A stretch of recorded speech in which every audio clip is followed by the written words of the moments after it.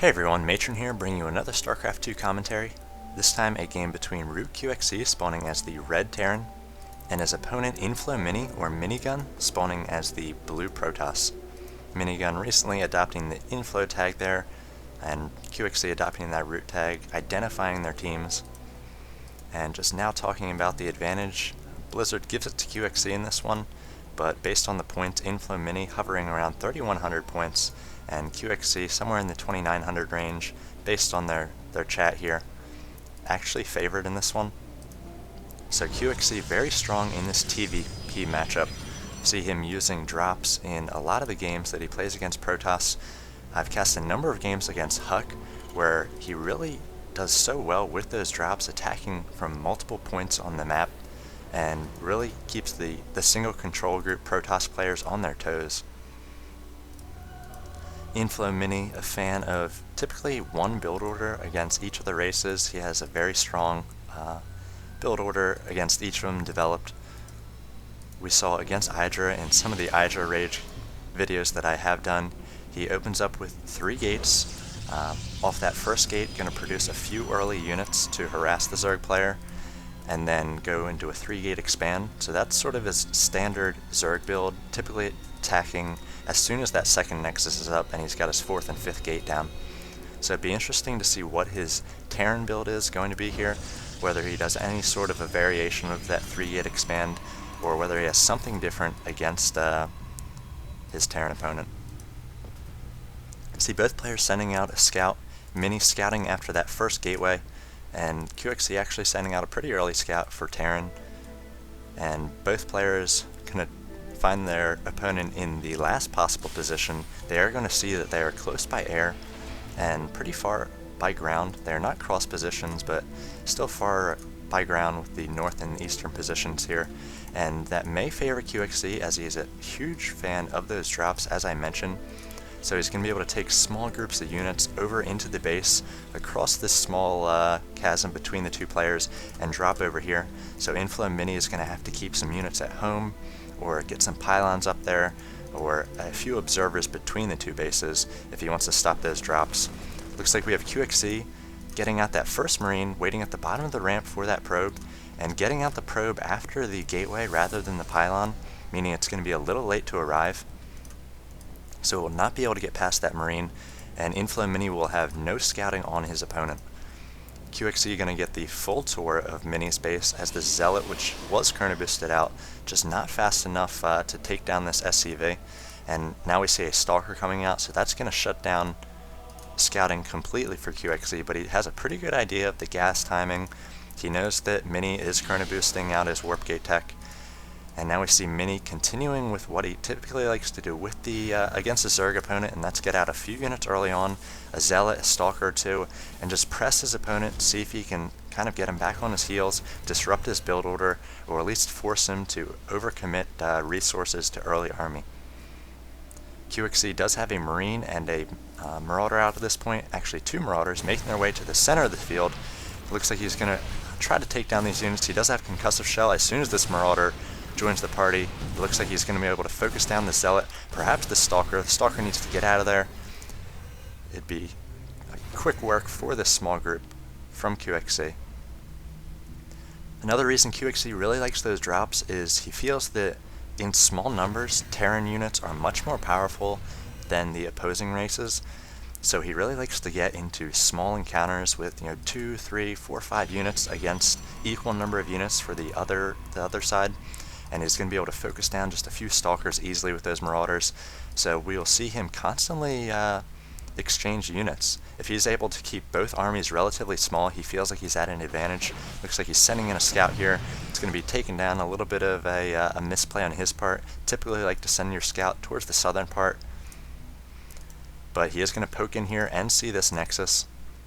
Looks like he has started a command center of his own, so both players shortly will be on 2 bases, and Mini might be getting up the same 4 or 5 gate variation he likes to try against Zerg, and then pushing out as soon as this Nexus gets up and running.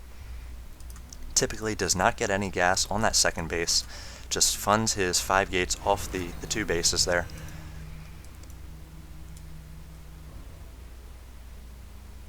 So QXC retreating back here, I'm not sure he wants to take on the two bases, perhaps just macroing up his command center about 2/3 of the way done. The Nexus about to complete.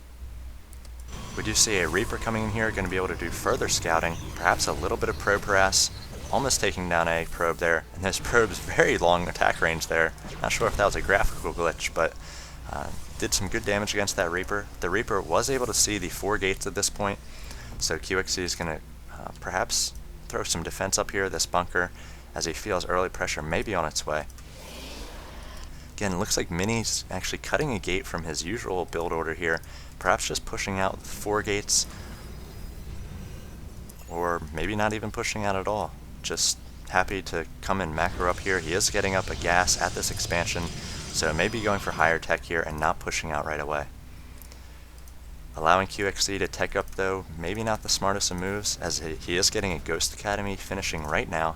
Ghost so powerful in this PvT matchup, or this TVP matchup, as they do have the EMP, so able to quickly take down the shields of any clumped units, and also take down the energy, preventing sentries from using those early force fields. See Mini moving into position. Again, he had no scouting information on his opponent, so this is about the time, or maybe a few minutes after, when we could see Banshees come in, so positioning these Stalkers to stop any sort of drops or Banshee play from the opponent here. Getting up pylons, and he'll want more of these here to guard that northern part of his base and prevent any sort of harassment from QXC. Looks like we have an engineering bay and a factory coming from QXC at this point, so probably not going to be creating too much off that factory, just using it to get a starport up and running, medevacs, perhaps Vikings as well. Again, Mini keeping all these sentries and zealots at the front, and those Stalkers now maybe transitioning to the front as he is being able to afford more and more pylons. Another reason that drops are so powerful in this TVP matchup is, again, stressing the small number of units. If you're able to drop in the north here and your opponent tries to warp in a few units, you're probably able to take those down with the units out of that dropship before they can even warp in. And if they do warp in, you're able to take them down quickly otherwise. It really takes a larger unit or a larger army to stop those medevacs and stop the drops completely. You can't just warp in things off those pylons and expect them to defend against drops. Looks like we have QXC moving out here. He's got a 2200 army compared to 1575. He also has a few ghosts, so those ghosts, or at least one ghost here, going to be able to get an EMP on these sentries at least, and these zealots. So a well-placed EMP could really turn the tide of this battle. We see the sentries spread out by Mini, so good job there. He knows those ghosts are here. And now Mini throwing up that Guardian Shield as well as a ton of force fields here. Really going to trap all these units in the southern part and trying to focus down these Marines in the front. Zealots are doing damage to the Marauders in the back, and just great force fields here. We saw they were stacked on top of each other, preventing these Marauders and Marines from moving at all. And the EMP there did not hit in time. Nor did it hit enough of those sentries, as they had plenty of energy to throw up those force fields, as well as the Guardian Shield. Again, the Guardian Shield quite powerful against the early Marines and Marauders, reducing damage by 2. And now it looks like Mini feeling comfortable here. He knows he just took QXC's early best shot there, and he's going to live to tell about it, and perhaps going to be taking this gold expansion. Does want to chase down this Marauder, making sure that he's not able to come in here and get any sort of information about a 4th or 5th base for Inflow Mini. So it looks like we do have the starport complete with that reactor and an 8-pack of Marines loaded up into that medevac. Going to be rallied over here, but we'll see Mini does have these pylons, so he's going to know about this drop very early. Mini also taking that watchtower in the center. So good vision so far, and it looks like he's going to have these Stalkers already warping in here. QXC going to have to pull back with that medevac.